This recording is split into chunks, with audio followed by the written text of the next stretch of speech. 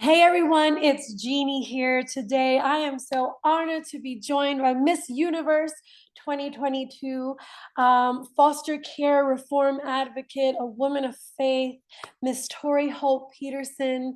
She has an incredible new book, Fostered, one woman's powerful story of finding faith and family through foster care. Tori, thank you so much. Jeannie, thank you so much for having me. It's my pleasure. It's funny because I actually started following you before knowing anything about the book or even this interview. And then I feel like I was pitched the interview and it just felt all like divine. I felt like the Lord wanted us to connect and to be able to share with the world, what you're doing. Talk about, I want to start here. You have an incredible story of, coming out of abuse, overcoming trauma, growing up in the foster care system to becoming Miss Universe. Like your story is just, it sounds like, a movie. It just doesn't sound like these are things that people live through. Share with us a little bit of just your journey from where you were to where you are now so our audience can get to know you. Yeah, so I went into the foster care system for the first time when I was 3. Then I was reunified with my mom, but her mental illness got worse. So I went into the foster care system again as an adolescent. And through that time, I moved throughout a lot of homes, lived through 12 homes throughout my entire foster care journey. And throughout that, I heard often that I was going to be a statistic, that I was going to be like my mom. And that really was my biggest fear. But I also had a track coach, and he began to speak words of life over me. He said that I could be a state champion. And I started to train with him. He mentored me. And then I was also in the church at the same time. And people were like, "You're anointed, you're appointed." That's like Christianese. Not everybody knows what that means if you're not a Yeah. Christian. And so I was like, okay, cool. Like, don't really know what that means. But also, my church would not just say the things, but they gave me opportunities to share my testimony to the church when I was a young believer. Like, I, I'm just still so surprised that they would give me that platform when I was a young believer, only 17 years old. But what was happening there was that God was planting seeds in me to do what I do now. I had no perception that I could be doing what I did now. I thought, when people share their testimony on a stage, like that's just what you do for the church. It's not a like calling, it's not a vocation. And then with my track coach, he just was the father figure, that I kind of always wanted. And through that process, realized that really God was, the father that I'd always wanted. Mm. He loved me, protected me, walked with me, prepared me throughout the foster care system for what was to come. And I gave my life to Christ, and I said, Lord, I just want you to use me however you want to use me. And I'm going to bring you glory. Like, I'm going to say it's all because of God. I just kind of made him that promise as a 17-year-old. That's why I'm so bold about my faith, because I want to keep my promise to God for all. I can never pay him back, but I feel like I want to keep the promise for everything that he's done for me. And that year, my senior year of high school, I went on to be a 4-time state champion in track and field. I was the 50th girl in the history of Ohio to win 4 state titles and 1 track meet. The first individual girl at my high school to be a state champion, first woman of color at my person of color really at my high school to ever be a state champion. And that was really there. That was a moment, that I just realized that I wasn't going to be a statistic and that God did have something different for me. And I just wanted to keep that promise. So every time I got a media interview for winning state, and people said, "How did you overcome, everything that you've been through, and now you're a state champion?" And really, it was a miracle. I've never even been a state individually, and then I just won the whole thing against the defending state champion. And so, it's part of me keeping my promise to God and saying that yes, God did this, but it's also just looking at the miracle that it truly was, in what God had done in my life and just giving God the glory. It's so beautiful. Talk to us about Fostered and wanting to kind of pen this book for everyone to have.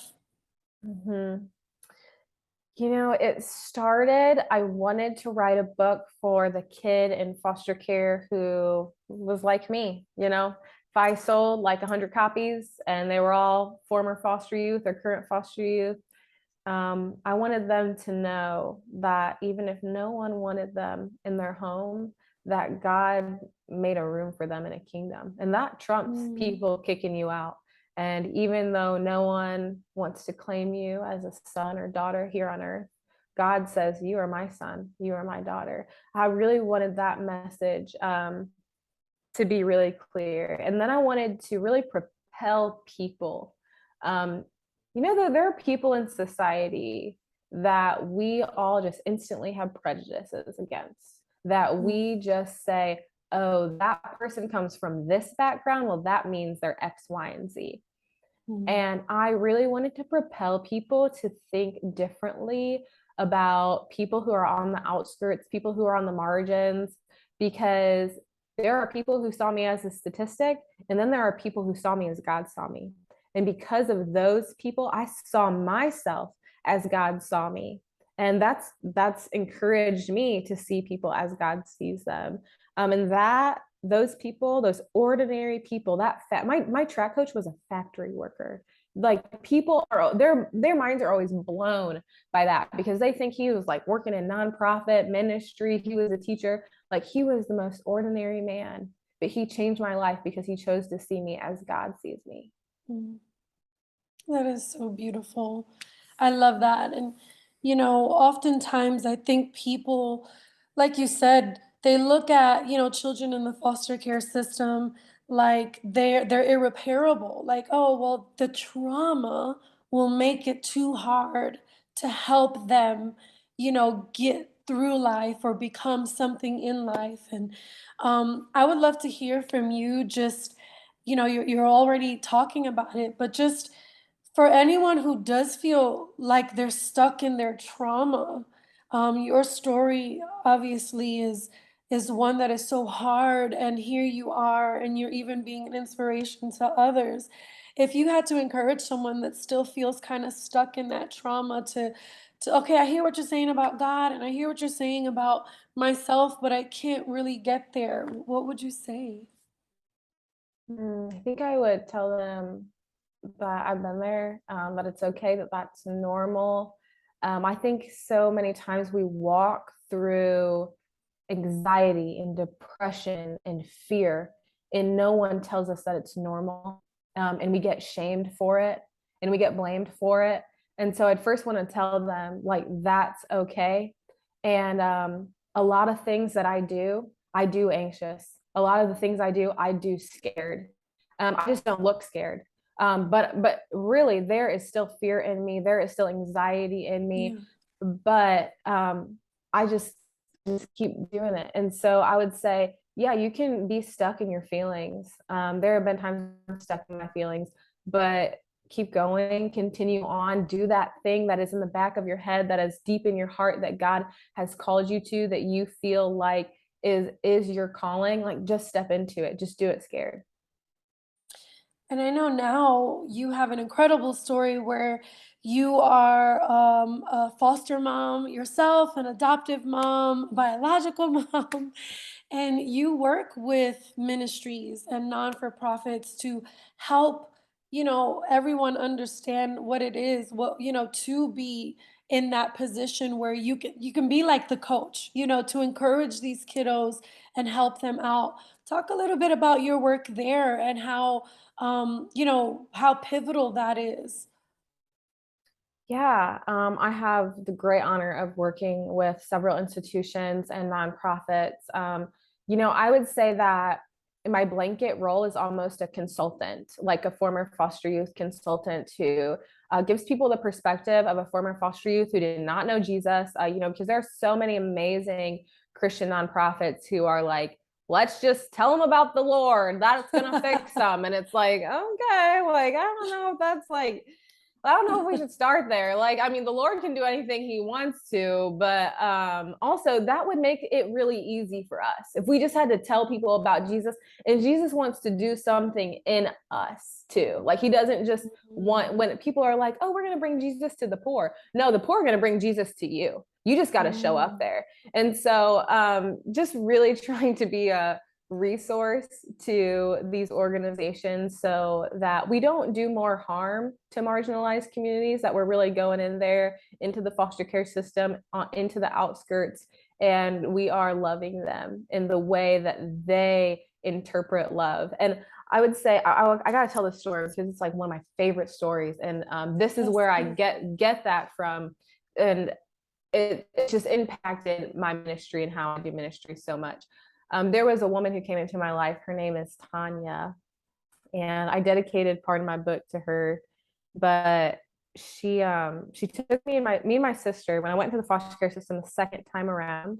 She took me and my sister in, and she took us in for that time because it was only 2 days before Christmas, and she didn't want us to go into the system where we didn't have any presents, or we were in a home that they didn't have what we needed to make us feel like we were at home just for the holidays. She took us in for Christmas and she got us all these presents, and I opened all of them. I mean, me and my sister had more presents than her kids did, like combined. We opened so many, and that day I said, I want to go to Walmart tomorrow and I want to exchange all my Christmas presents. And she goes, and she says, okay, we can do that. And she takes me the next day and we sit in this long line the day after Christmas at Walmart, and I exchange all my presents for different colors or for gift cards. And I got older and I looked at Tanya and I was like, why did you let me do that? Like, that was so ungrateful. Like, I was so entitled. Like, you were taking us into your home. You got us all these presents literally 2 days before Christmas. And she said, that's not what would have communicated love to you in that moment. And that has spoken volumes to me. It is the way I want to walk in my ministry. I don't just want to teach people principles and lessons that they can apply to their life, like gratefulness, even though that is a very important thing to have. I want to love people in the moment.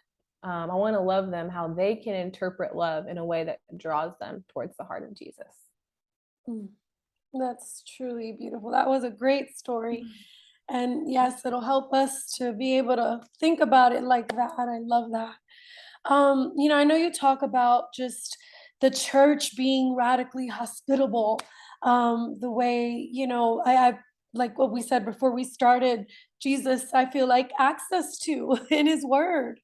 How do you think, the overturning of Roe v. Wade and now, how that'll impact the foster care system? How do you think we as Christians and, so many people that are advocating for life in that sense, how do you think that, we can go about really being radically hospitable and embracing, what'll come from everything that's happening in the world now?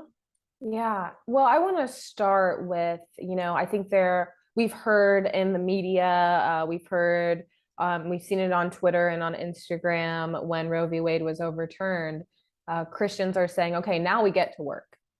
And that is very frustrating to me because we should have been doing the work.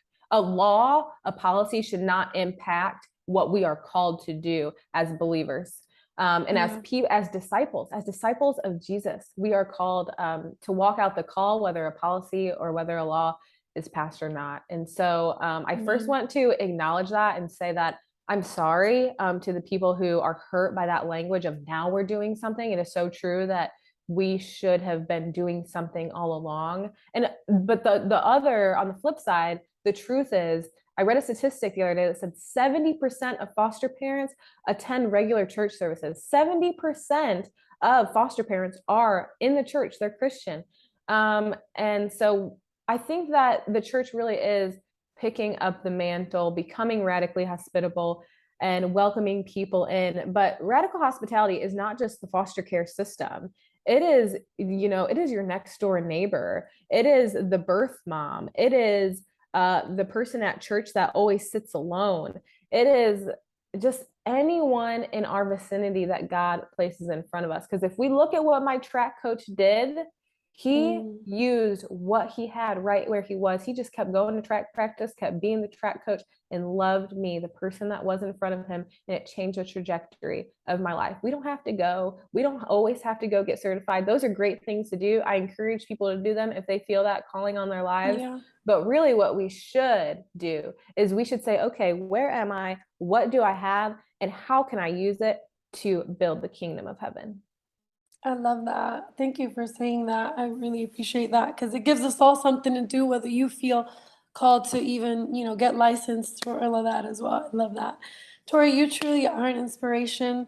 You just continue to really break the mold in whatever statistics or whatever society tries to say about youth that came from the foster care system. And I just thank you. I'm so grateful for people like you. Is there anything else that you'd like to add about your book or about what your mission is? I don't think so. I think we covered so much. Thank you.